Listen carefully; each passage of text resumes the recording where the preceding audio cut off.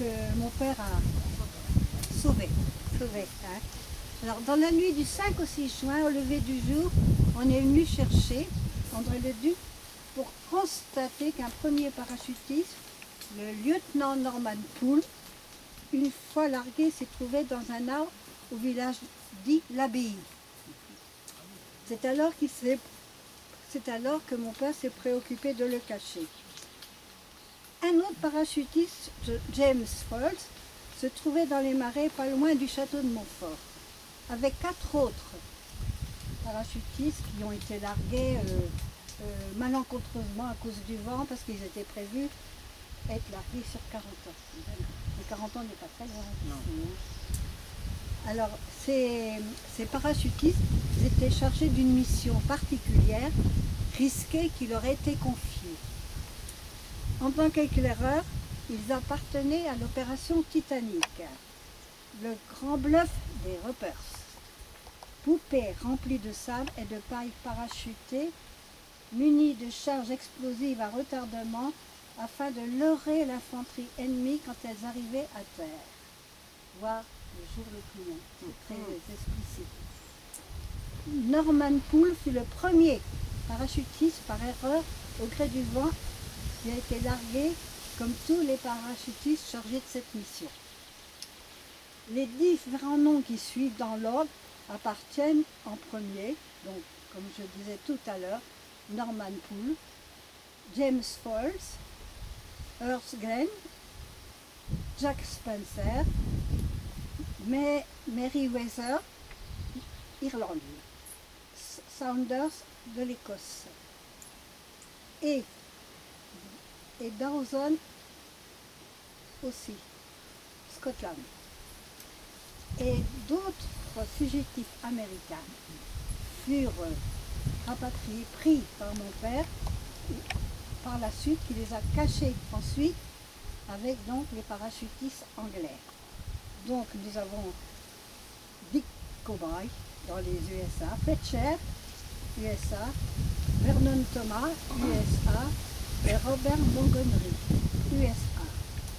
Voilà, c'est dans les archives de ma mère que j'ai retrouvé tout cela.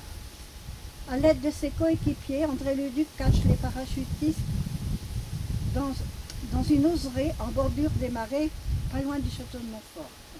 Alors, Là, à 400-500 mètres de là. Oui, c'est ça. Ouais. Il s'assure du concours de lui en frais.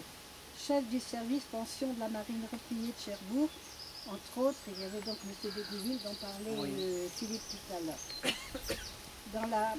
Et donc il servait d'interprète. Il servait d'interprète entre les Anglais et les Français, sans oublier les pigeons voyageurs qui faisaient des navettes. Excusez-moi, je vais mettre à jour. André-le-Duc était affilié à un réseau de résistants appelé l'Océan, qui opérait en zone occupée en liaison avec Londres, ce qui explique la nécessité d'un interprète de M. Enfray. Dans la liste ci-dessus, nous avons su, en 2015, par Norman Poole, par John Tripp, son gendre John Tripp, que Norman Poole a été fait prisonnier en Allemagne et par chance, du fait de son grade, a pu rentrer en Angleterre et décédé en 2016.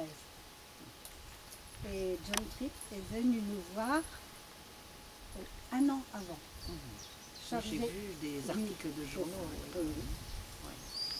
James Falls, avec une embarcation de fortune, lors d'une marée haute, puisque les digues de 40 ans tout étaient ouvertes, et lors d'une marée haute, a rejoint son régiment de la cachette à Triboulet.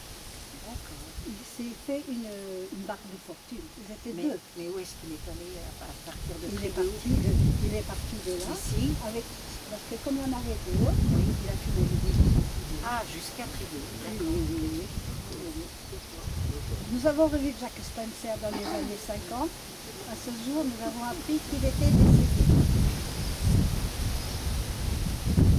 Durant des jours où les parachutistes et soldats alliés étaient cachés dans un creux d'une oseraie couverte de broussailles et de branches. Il y a eu de branches dans l'eau. Quand la mer montait, l'eau montait dans le fond également. Il il y a eu une grande solidarité du voisinage pour aider ces alliés à survivre. C'est pas dommage. André Leduc a eu vent qu'une cargaison allemande qui a rapproché près du château de Montfort a dû en pleine nuit les faire quitter les parachutistes de leur cachette en portant un blessé sur ses épaules. Je crois savoir qu'ils ont fait en premier une halle cachée à la halle, puis ensuite il les a emmenés au Ménilori dans sa famille, cachés dans un grenier. Nous savons que certains ont été cachés ensuite à Montreuil-sur-Lauzon dans un champ retiré où Daniel Culeron a dû prendre la suite. Car tristement, mon père a été fusillé le 5 juillet devant mes deux frères, un peu de temps avant la libération de Rémy.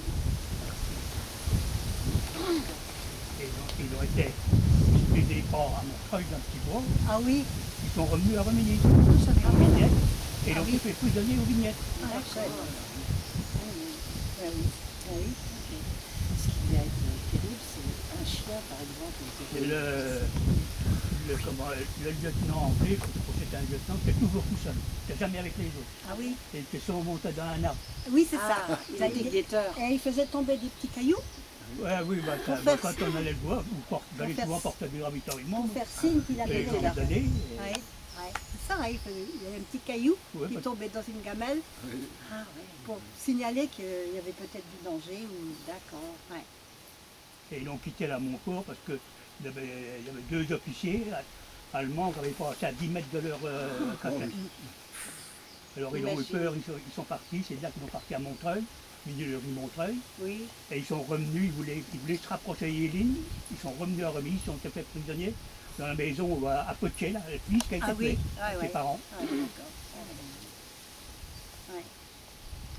Donc voilà, Merci. Et tu vas peut-être pouvoir déposer la fleur. Voilà. Et puis, allez-y, et après nous respecterons une minute de silence.